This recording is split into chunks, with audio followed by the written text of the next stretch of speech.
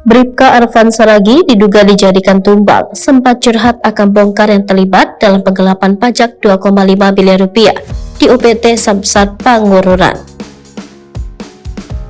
Keluarga almarhum Bribka Arfan Saragih merasa curiga tewasnya anggota Satlantas Polres Samosir itu bukan karena bunuh diri, melainkan diduga dibunuh. Mereka menduga Bribka Arfan Saragih sengaja dibunuh atau dikorbankan supaya kasus penggelapan pajak sebesar 2,5 miliar di UPT Samsat Pangururan tak merembet kemana-mana. Melalui kuasa hukum keluarga istrinya, Jenny Simorangkir, Dolin Siahaan menduga atas tewasnya Arfan maka pengusutan dugaan mega korupsi ini terputus. Almarhum ini dikorbankan untuk menjadi tumbal dalam kasus penggelapan pajak di Samsat Pangururan khususnya. Artinya supaya rantai ini terputus, kata Dolin. Berdasarkan informasi yang dikumpulkan tim kuasa hukum keluarga istri almarhum, ada banyak yang terlibat dalam kasus ini. Sehingga Bribka Arfan Saragih yang diduga menjadi saksi mahkota tak bisa lagi dimintai keterangan karena sudah meninggal dunia. Jadi beliau sudah meninggal dan tak bisa diambil keterangannya lebih lanjut. Siapa saja yang terlibat dalam kasus penggelapan tersebut bukan bunuh diri, ucapnya. Diungkap Dolin, sebelum ditemukan tewas, Bribka Arfan sempat mengatakan ke istrinya akan membongkar siapa saja yang terlibat penggelapan pajak kendaraan ini.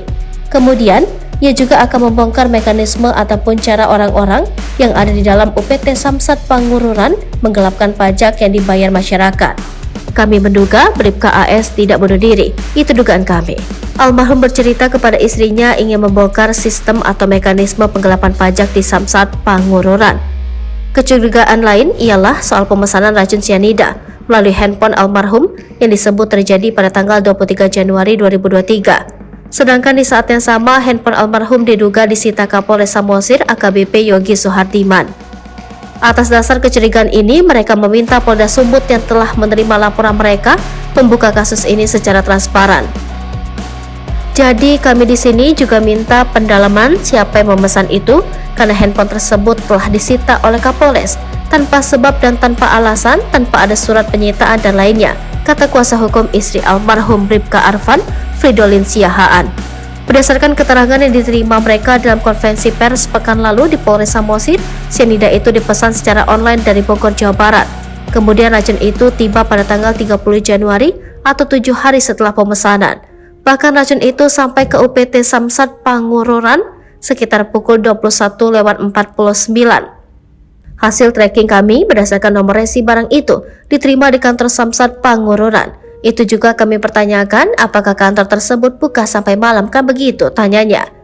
Kejanggalan lainnya ketika Kapolres Samosir AKBP Yogi menyampaikan di dalam keterangan pers 14 Maret lalu kalau racun tidak diketahui dari mana. Sedangkan tim digital forensik menemukan riwayat pencarian Google pencarian racun. Kemudian karena merasa janggal, keluarga mendesak agar polisi membuktikan kalau racun sianida merupakan milik Bribka Arfan dengan mengirim bukti pemesanan online. Sampai akhirnya pada 20 Maret muncullah pernyataan kalau racun dibeli dari Bogor melalui handphone almarhum. Selanjutnya kecurigaan bekas luka memar yang dialami. Keluarga sempat melihat sejumlah luka tak wajar. Ketika kami desak akhirnya pertanggal 20 Maret hari Senin, mereka membuat keterangan bahwasannya sianida berasal dari toko online yang dipesan almarhum. Sebelumnya Bribka Arfan, anggota Satlantas Polres Samosir, ditemukan tewas di tebing curam Dusun Simulop, Desa Siogung Ogung, Kecamatan Pangururan, Kabupaten Samosir oleh sesama rekan polisinya pada 6 Februari lalu. Dia tewas setelah 3 hari pergi dari rumah pamit untuk bekerja. Menurut polisi, Arfan meninggal karena bunuh diri karena menggelapkan uang pajak kendaraan warga sebesar 2,5 miliar rupiah. Namun belakangan tewasnya Bribka Arfan dinilai janggal oleh keluarganya. Mereka menduga Arfan bukan bunuh diri, melainkan ada dugaan dibunuh.